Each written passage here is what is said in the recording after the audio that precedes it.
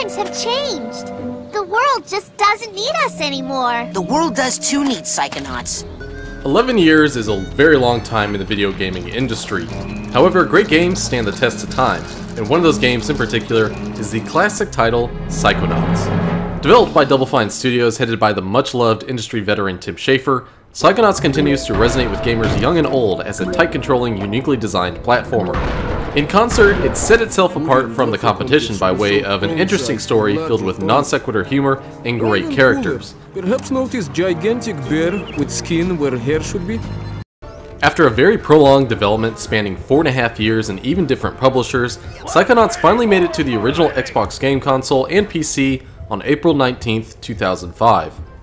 The PlayStation version would release 2 months later, however, it's the Xbox and PC versions that are the focus of this discussion. As a dedicated PS2 gamer in the 2005 timeframe, not having an Xbox or decent PC, I never really had considered playing Psychonauts on the PS2 all that much, but I also was aware that the game was just simply superior on the Xbox. Cutting 2 years later, and thanks to those damn member berries. Remember Psychonauts? Oh yeah, I remember. I felt a renewed sense of nostalgia to that time. I've wanted to go back and complete so many of those Xbox-centric games that either were not available on the PS2 or just plain better on the Xbox and PC. Without getting too involved into the story, Psychonauts stars Raz, a psychically gifted child whose life as a circus performer and bad relationship with his father has left him wanting to better develop his psychic abilities. So he decides to run away to a secret government summer camp for other psychically gifted children. Meeting with peers and instructors, he begins his journey to master his latent abilities. But of course, in video gaming tradition, he comes across a conspiracy that threatens everyone, and naturally, he has to defeat this undermining foe. He's completely brainless. The dream was true. Dogen, don't worry. I know where your brains are. They're in like this crazy dream thornbush straitjacket tower place. Hacky sack. The focus on mental attributes and psychology of the characters leads to some pretty incredible moments of game design and scenarios that Raz has to overcome. From trying to defeat one's own mental censors to the battle of one's innermost haunting memories, the psychological inspirations that bore fruit to Psychonauts' premise are still fresh after 11 years. It's not to say that there are no flaws in this game, especially when it comes to some of the design, some of the pacing, as well as the difficulty in later parts of the game. But as an entire package, Psychonauts still resonates with players to this day. The controls are tight, and the platforming itself is as good as any other game you can imagine. With a plethora of psychic abilities available, you'll need to use them to solve puzzles required for advancing the story and defeating the conspiracy. As in other staples of the platforming genre, there is a main area that serves as the game's hub. From there are various parts of the game that go out like spokes on a bicycle wheel, and returning to any previous area is easy if you're an OCD completist.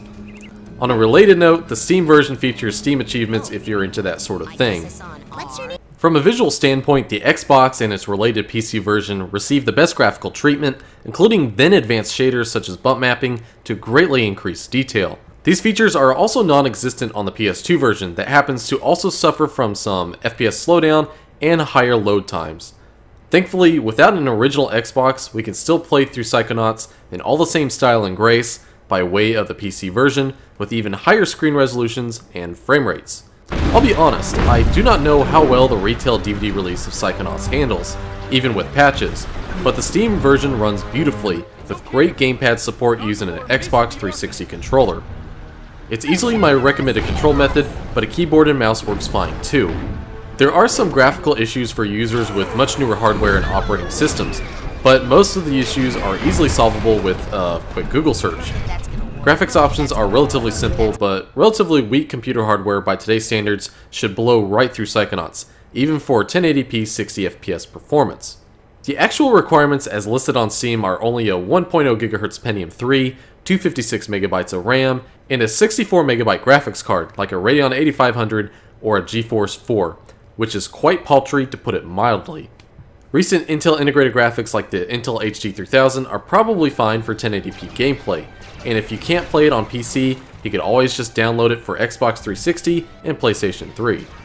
So I actively encourage you to give Psychonauts a chance, even if you're not particularly into platformers. Yes, it has some flaws, but that which makes it a classic more than outweighs those issues. It took me 10 years to get around to it, but I'm so glad I did, especially now that the sequel is in the works. I hope you all enjoyed this quick retrospective on Psychonauts. I look forward to your comments down below, as well as suggestions on what Xbox-centric game I should focus on next. Remember, it has to be available on PC. Be sure to hit that like button if you enjoyed this walk down memory lane, and subscribe to my channel so you don't miss out on anything when it drops. Thanks for watching, everybody.